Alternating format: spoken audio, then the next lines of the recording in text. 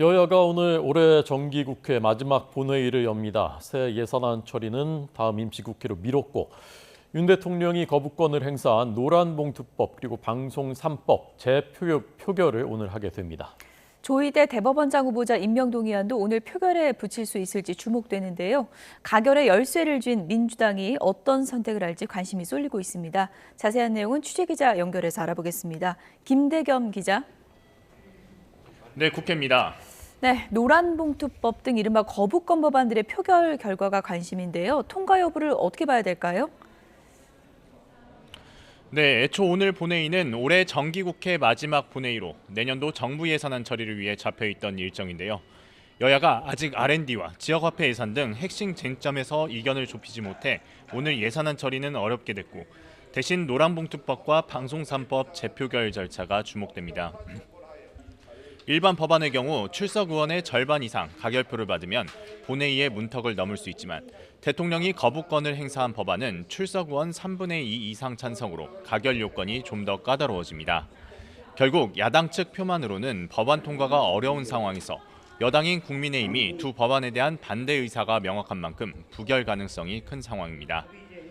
법안 부결 시 양국법과 간호법에 이어 대통령 제2요구로 국회 입법 결과를 뒤집는 세 번째 사례가 되기 때문에 야당 측의 강한 반발이 예상됩니다.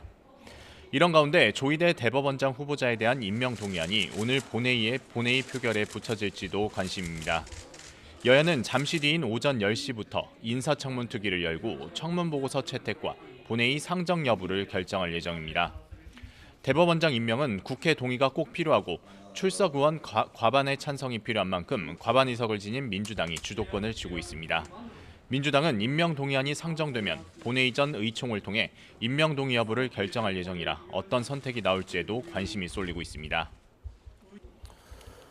네, 여야 각 당의 오늘 움직임도 자세히 전해 주시죠.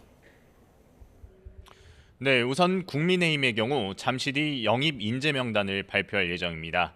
범죄심리학자인 경기대학교 이수정 교수를 포함해 5명 정도가 명단에 포함될 것으로 보이는데 최근 민주당을 탈당한 오선 중진, 이상민 의원의 포함 여부도 관심입니다. 오늘 영입 인재 발표와 별개로 공천관리위 출범은 애초 예상보다 한 주 정도 늦어진 이번 달 셋째 주 정도에 이뤄질 전망입니다.